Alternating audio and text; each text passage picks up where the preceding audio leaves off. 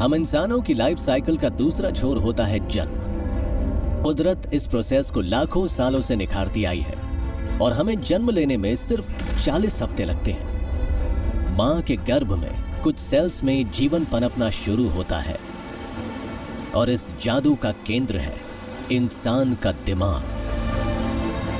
Human brain किसी खाली slate जैसा होता है। आप इस पर जो चाहे लिख सकते हैं, जो आप देखते हैं, जो महसूस करते हैं और जो सुनते हैं, इस तरह की चीजें। अलग अलग तरह की इंफॉर्मेशन आपके ब्रेन को एनरिच करती हैं, लेकिन ऐसा शायद 3 से 15 साल की उम्र के बीच ही हो पाता है। 1941 भारत को आजाद होने में अभी 6 साल बाकी थे। दक्षिण भारत के तमिलनाडु राज्य में रामेश्वरम नाम का एक छोटा सा शांत कस्बा है और एक ट्रेन यहां दिनमणि नाम का अखबार पहुंचाया करती है। अपने 5 भाई बहनों में सबसे छोटे 10 साल के कलाम साहब रामेश्वरम में सबसे ज्यादा बिकने वाले इस अखबार को बांटकर अपनी फैमिली के खर्च में मदद करते थे। मेरे भाई अब्दुल कलाम परिवार में सबसे छोटा था। यहाँ बचपन से ही वो हर किसी से वाकिफ था। वो हमारी काफी मदद करता था।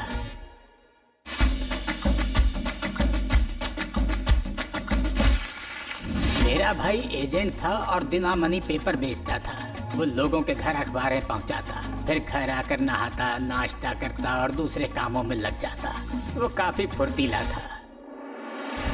वो बेटे थे नाविक जैनुल आबिदीन और आशी अम्मा के, जिन्हें प्यार से घर में आजाद बुलाया जाता, और वो काफी उत्सुक बच्चे थे। उन्हें जो भी जरिया मिलता उसकी मदद से वो अपने आसपास की दुनिया को खोजने को बेताब रहते। मानिकम की लाइब्रेरी उनकी एक पसंदीदा जगह थी और वहां वो ज्ञान की खोज में किताबों, अखबारों और मैगजीन्स को उलटते पलटते रहते। हमारे दिमाग में अरबों न्यूरॉन्स होते हैं और हर न्यूरॉन कई कनेक्शंस बना सकता है। बड़ी उम्र के मुकाबले छोटी उम्र में कहीं ज्यादा कनेक्शंस बनते हैं। तो आप किसी बच्चे को जितने ज्यादा चैलेंज देंगे, कनेक्शंस और प्रोसेसिंग की काबिलियत उतनी ही बढ़ेगी। प्रोफेसर कलाम साहब के बचपन की अगर बात करें तो उनके न्यूरॉन कनेक्शंस का विकास बहुत ही इंटरेस्टिंग और शानदार रहा होगा। मानिकम की लाइब्रेरी के बाहर रामेश्वरम के आसपास की दुनिया में उस वक्त काफी उथल पुथल थी।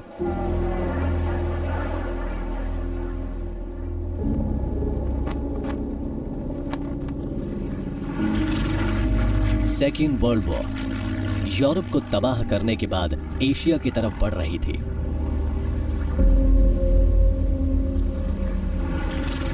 रामेश्वरम का साफ नीला आसमान, जिसमें अक्सर ब्रिटिश RAF फाइटर एयरक्राफ्ट्स नजर आते, और आजाद समंदर किनारे पर उन्हें देखकर अक्सर सोचते कि आखिर वो उड़ते कैसे हैं। और अंधेरा होने पर रात की खामोशी में अपनी स्लेट और चौक के जरिए वो कुछ ना कुछ लिखते पढ़ते रहते। अंधेरा बढ़ जाने पर उनकी मां उनकी दुनिया रोशन कर देती। परिवार के लिए ज्यादा केरोसिन खरीदना शायद मुश्किल था, लेकिन आजाद के लिए ऐसा किया जाता। ये थरथराती लौ इस भविष्य के साइंटिस्ट को जैसे निखार रही थी। कोई इसे भाग्य कहेगा तो कोई इसे लक का नाम देगा, पर ऐसा कई वजहों से होता है। You can't reproduce it. अगर कोई मुझसे ये कहे एक और कलाम साहब पैदा हो सकते हैं, नॉट पॉसिबल। लाखों करोड़ों में से कोई एक उनके जैसा बनता है। यानी उनके अंदर एक ऐसी महानता थी जिसने उन्हें वो बनाया जो वो थे।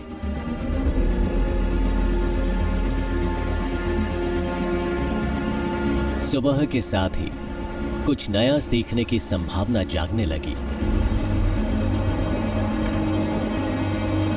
कोई हमें पक्के तौर पर नहीं बता सकता कि किस दिन डॉक्टर APJ अब्दुल कलाम के अंदर कुछ अनोखा करने की चाहत जागी होगी।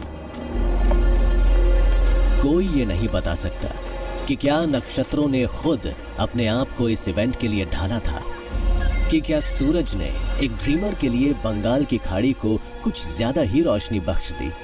शायद एक पनप रही हस्ती को छूने के लिए हवा ने भी अपनी रफ्तार बढ़ा दी थी, या शायद परिंदों की कोशिश उन्हें एक अमिट सपना देने की थी।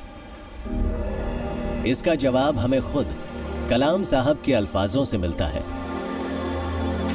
उनकी लेगेसी से, उनकी किताबों से, उनके भाषणों से।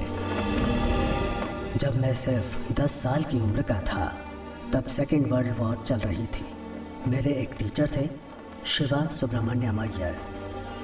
वो मुझे बताते थे कि पक्षी कैसे उड़ते हैं। उन्होंने मुझे थ्योरी बतानी शुरू कर दी। हमने वहाँ सीगल्स और सी बर्ड्स को उड़ते हुए देखा। करीब 10-15 पक्षी अपने पंखों को फड़फड़ा रहे थे। वो पंख क्यों फड़फड़ा रहे थे? क्योंकि पंखों को फड़फड़ाने से लिफ्ट मिलती है। वो दिशा कैसे बदल रहे थे?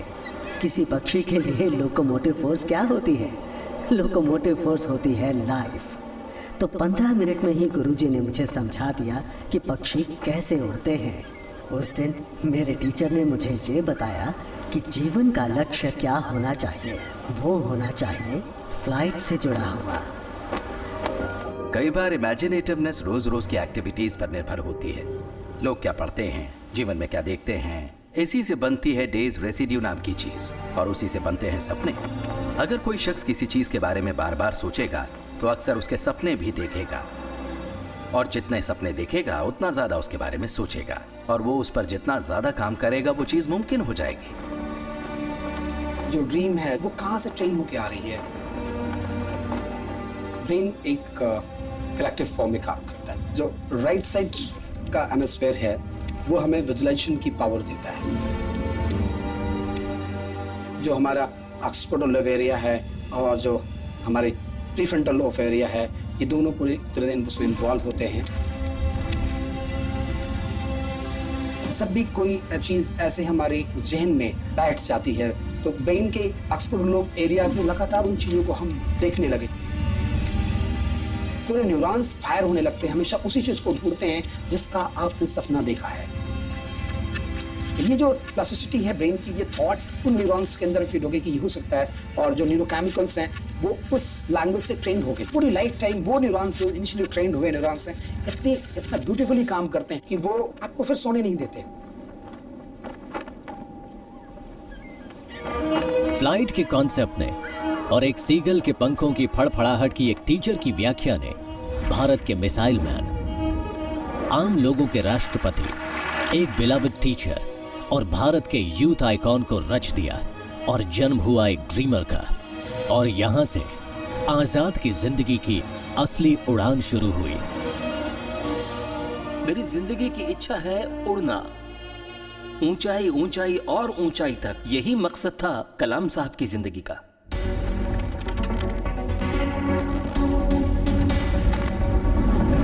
(1954) में मद्रास इंस्टीट्यूट ऑफ टेक्नोलॉजी में एरोनॉटिकल इंजीनियरिंग की डिग्री की पढ़ाई का खर्च उठाने के लिए सोने के कंगन बेच दिए गए। रामेश्वरम में उनके परिवार और टीचर्स ने उनके भाग्य को जो शक्ल दी थी उसे निखारा एरोनॉटिक्स एजुकेशन में भारत के पायनियर प्रोफेसर नटेसन श्रीनिवासन ने। उन्होंने अपने इस स्टूडेंट को उसके 3rd ईयर सबमिशन के दौरान एक झटका दिया। प्रोफेसर श्रीनिवासन ने कलाम को एक low level attack aircraft design करने के लिए 30 की बजाय सिर्फ 3 दिन का वक्त दिया। उनकी स्कॉलरशिप खतरे में पड़ गई थी।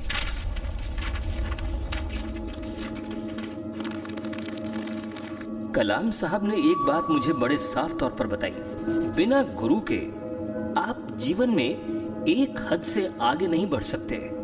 अब ये गुरु कोई स्टैटिक फंक्शन नहीं होता है, ये बदलता रहता है, लेकिन जीवन में गुरु का होना हमेशा जरूरी है।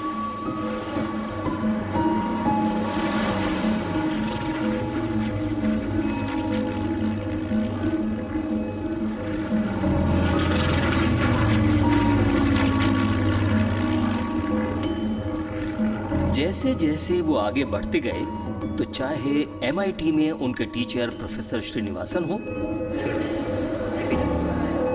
चाहे विक्रम साराभाई हों या सतीश धवन, उनके जीवन में कोई ना कोई टीचर हमेशा मौजूद रहा। जो बच्चा फ्लाइट्स के बारे में सोचता हुआ बड़ा हुआ, उसने कागज पर अपना बेहतरीन एयरक्राफ्ट डिजाइन बनाया, लेकिन इतना शायद काफी नहीं था।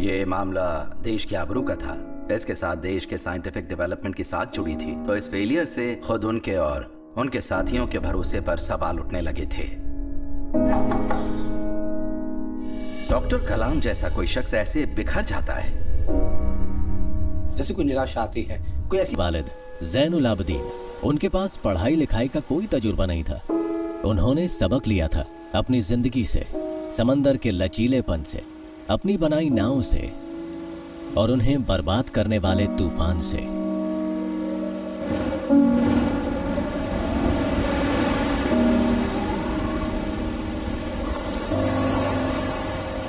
एक तूफान आया और उस तूफान में उनके पिता की नाव को नुकसान पहुंचा। उनके पास उसकी मरम्मत के पैसे नहीं थे, तो बढ़ई को बुलाने के बजाय वो खुद ही उसे ठीक करने लगे। इस काम में कई हफ्ते लगे और नन्हे आजाद अपने पिता को नाव सुधारते देखते रहते, क्योंकि ये नाव ही उनकी रोजी रोटी का जरिया थी। ऐसा क्यों हो जाता है अब्बा? तबाही और नाकामी हमारे उस्ताद हैं, इनका होना भी जरूरी है। इन पर सवाल उठाने के बजाय इनसे कुछ सीखते हैं। वो नाकामी या सेटबैक को एक पर्सनल जजमेंट के तौर पर नहीं लेते थे। उन्हें लगता था कि शायद सही वक्त नहीं आया, मैं अपनी कोशिशों को फिर चेक करूंगा, अलग अलग तरह से प्लान करूंगा, फिर भी सफल न होने पर इंतजार करूंगा, लेकिन हिम्मत नहीं हारूंगा। कुछ टाइम बाद फिर कोशिश करूंगा, करता रहूंगा। इसीलिए मैं डॉक्टर कलाम को एक स्पिरिचुअल साइंटिस्ट कहता हूँ। तो चलिए फिर से हम नर्वस सिस्टम की बात करते हैं। जब सेंसरी इनपुट्स मिलते हैं और वो प्री फ्रंटल कॉर्टेक्स में प्रोसेस होते हैं, तो उसके बाद पिछले अनुभव के आधार पर सही फैसला लिया जाता है, क्योंकि आपकी मेमोरी सेल्स लगातार प्री फ्रंटल कॉर्टेक्स से इंटरेक्ट करके बताते रहते हैं कि ऐसी ही सिचुएशन में पहले क्या हुआ था और उसका नतीजा क्या निकला था, और अब आप ऐसा कौन सा रास्ता अपनाए कि नतीजा पहले वाले से ज्यादा बेहतर रहे। He was a people oriented project director. Kalam साहब एक बेहद शानदार टेक्नोक्रेट थे। किसी ऑर्केस्ट्रा के कंडक्टर की तरह उन्हें पता था कि क्या करना है, इसे कौन करेगा। फिर वो इन सभी एलिमेंट्स को इकट्ठा करके बेहतरीन नतीजा हासिल करते हैं।